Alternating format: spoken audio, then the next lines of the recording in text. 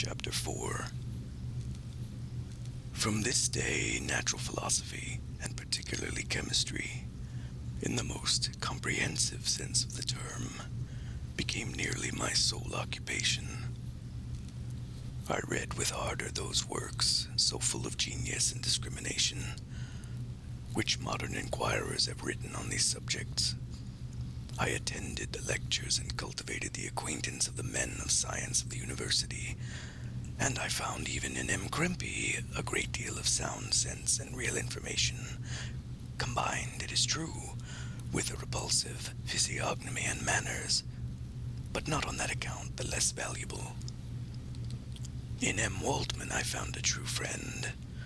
His gentleness was never tinged by dogmatism, and his instructions were given with an air of frankness and good nature that banished every idea of pedantry.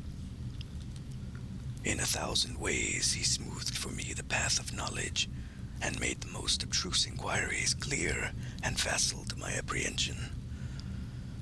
My application was at first fluctuating and uncertain. It gained strength as I proceeded, and soon became so ardent and eager that the stars often disappeared in the light of morning, whilst I was yet engaged in my laboratory.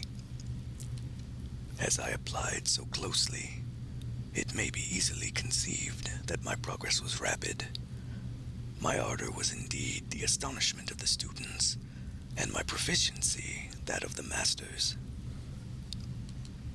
Professor Krempe often asked me, with a sly smile, how Cornelius Agrippa went on, whilst M. Waldman expressed the most heartfelt exultation in my progress. 2 years passed in this manner, during which I paid no visit to Geneva, but was engaged, heart and soul, in the pursuit of some discoveries which I hoped to make. None but those who have experienced them can conceive of the enticements of science. In other studies, you go as far as others have gone before you, and there is nothing more to know. But in a scientific pursuit, there is continual food for discovery and wonder. A mind of moderate capacity, which closely pursues one study, must infallibly arrive at great proficiency in that study, and I, who continually sought the attainment of one object of pursuit, and was solely wrapped up in this, improved so rapidly that at the end of 2 years I made some discoveries in the improvement of some chemical instruments, which procured me great esteem and admiration at the university. When I had arrived at this point, and had become as well acquainted with the theory and practice of natural philosophy as depended on the lessons of any of the professors at Ingolstadt, my residence there being no longer conducive to my improvements, I thought of returning to my friends and my native town, when an incident happened that protracted my stay. One of the phenomena which had peculiarly attracted my attention was the structure of the human frame, and indeed, any animal endued with life. Whence, I often asked myself, did the principle of life proceed? It was a bold question, and one which has ever been considered as a mystery. Yet, with how many things are we upon the brink of becoming acquainted, if cowardice or carelessness did not restrain our inquiries? I resolved these circumstances in my mind, and determined thenceforth to apply myself more particularly to those branches of natural philosophy which relate to physiology. Unless I had been animated by an almost supernatural enthusiasm, my application to this study would have been irksome and almost intolerable. To examine the causes of life, we must first have recourse to death. I became acquainted with the science of anatomy, but this was not sufficient. I must also observe the natural decay and corruption of the human body. In my education, my father had taken the greatest precautions that my mind should be impressed with no supernatural horrors. I do not ever remember to have trembled at a tale of superstition, or to have feared the apparition of a spirit. Darkness had no effect upon my fancy, and the churchyard was to me merely the receptacle of bodies deprived of life, which, from being the seat of beauty and strength, had become food for the worm. Now I was led to examine the cause and progress of this decay, and forced to spend days and nights in vaults and charnel houses. My attention was fixed upon every object the most insupportable to the delicacy of the human feelings. I saw how the fine form of man was degraded and wasted. I beheld the corruption of death succeed to the blooming cheek of life. I saw how the worm inherited the wonders of the eye and the brain. I paused, examining and analyzing all the minutiae of causation, as exemplified in the change from life to death, and death to life, until, from the midst of this darkness, a sudden light broke in upon me. A light so brilliant and wondrous, yet so simple, that while I became dizzy with the immensity of the prospect which it illustrated, I was surprised that among so many men of genius who had directed their inquiries towards the same science, that I alone should be reserved to discover so astonishing a secret. Remember, I am not recording the vision of a madman. The sun does not more certainly shine in the heavens than that which I now affirm is true. Some miracle might have produced it, yet the stages of the discovery were distinct and probable. After days and nights of incredible labor and fatigue, I succeeded in discovering the cause of generation and life. Nay, more, I became myself capable of bestowing animation upon lifeless matter. The astonishment which I had at first experienced on this discovery soon gave place to delight and rapture. After so much time spent in painful labor, to arrive at once at the summit of my desires was the most gratifying consummation of my toils. But this discovery was so great and overwhelming that all the steps by which I had been progressively led to it were obliterated, and I beheld only the result. What had been the study and desire of the wisest men since the creation of the world was now within my grasp. Not that, like a magic scene, it all opened upon me at once. The information I had obtained was of a nature rather to direct my endeavors so soon as I should point them towards the object of my search, than to exhibit that object already accomplished. I was like the Arabian who had been buried with the dead, and found a passage to life, aided only by one glimmering and seemingly ineffectual light. I see by your eagerness and the wonder and hope which your eyes express, my friend, that you expect to be informed of the secret with which I am acquainted. That cannot be. Listen patiently until the end of my story, and you will easily perceive why I am reserved upon that subject. I will not lead you on, unguarded and ardent as I then was, to your destruction and infallible misery. Learn from me, if not by my precepts, at least by my example, how dangerous is the acquirement of knowledge, and how much happier that man is who believes his native town to be the world, than he who aspires to become greater than his nature will allow.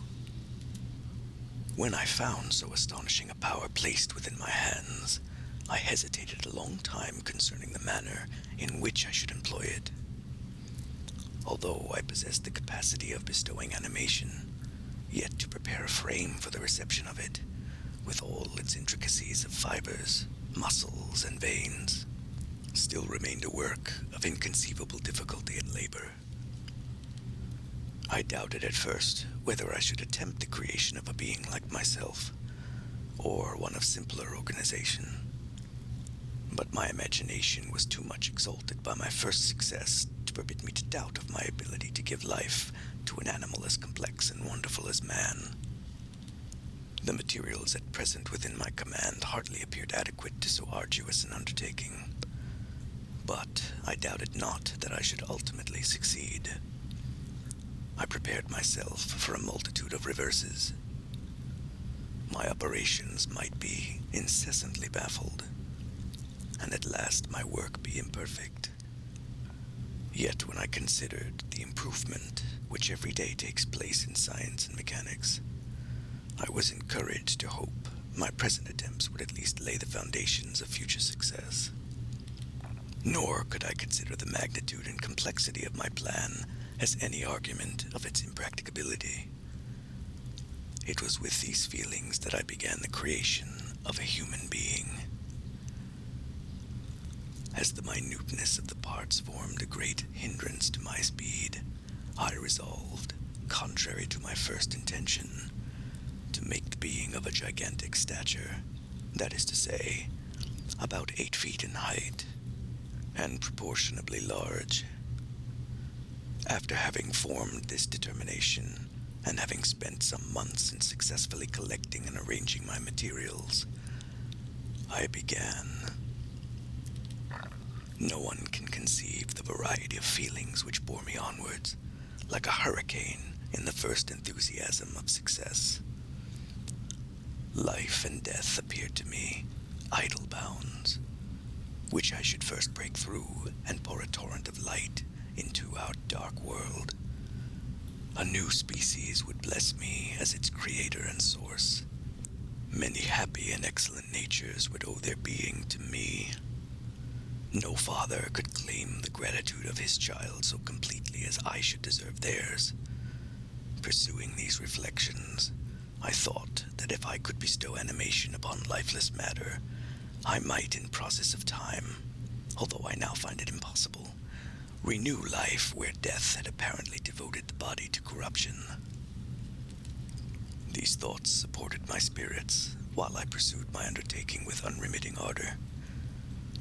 My cheek had grown pale with study, and my person had become emaciated with confinement. Sometimes, on the very brink of certainty, I failed. Yet still I clung to the hope, which the next day or the next hour might release. One secret which I alone possessed was the hope to which I had dedicated myself, and the moon gazed on my midnight labors, while, with unrelaxed and breathless eagerness, I pursued nature to her hiding places. Who shall conceive the horrors of my secret toil as I dabbled among the unhallowed damps of the grave, or tortured the living animal to animate the lifeless clay? My limbs now tremble and my eyes swim with the remembrance.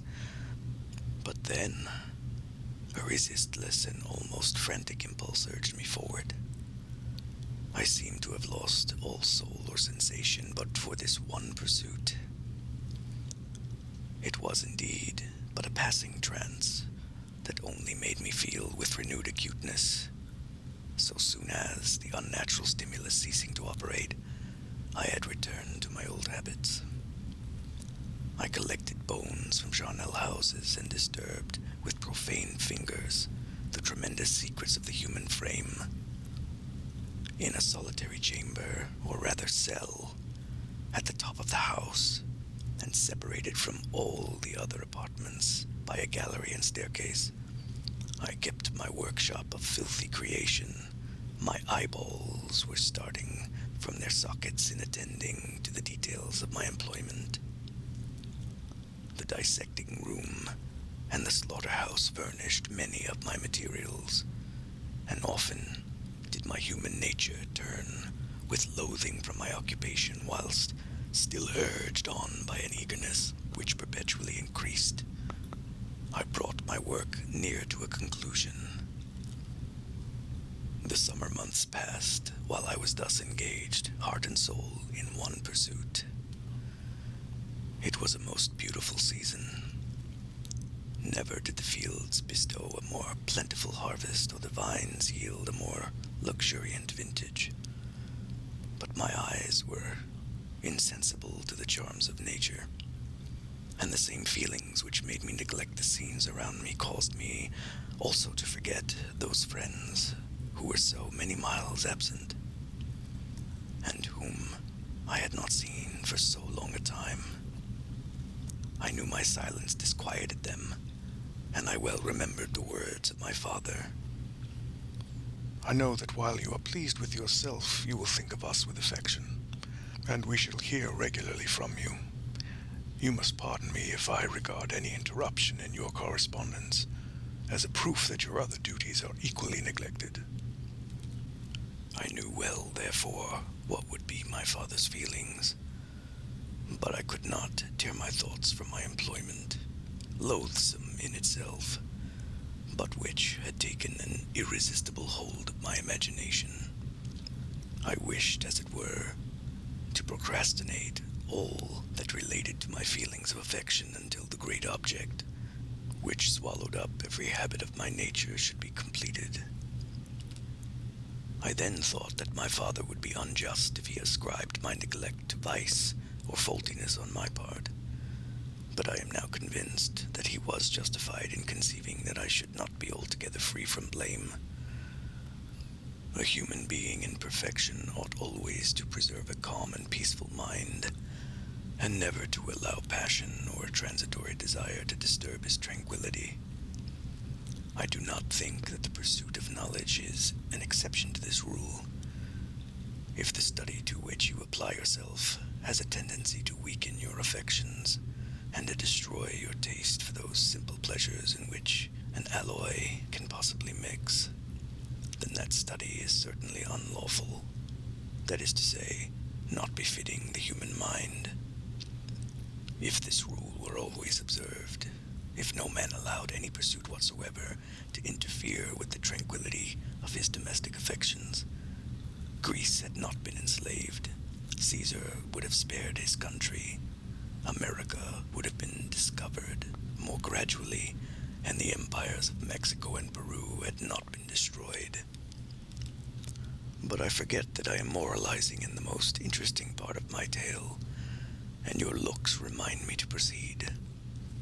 My father made no reproach in his letters, and only took notice of my silence in inquiring into my occupations more particularly than before.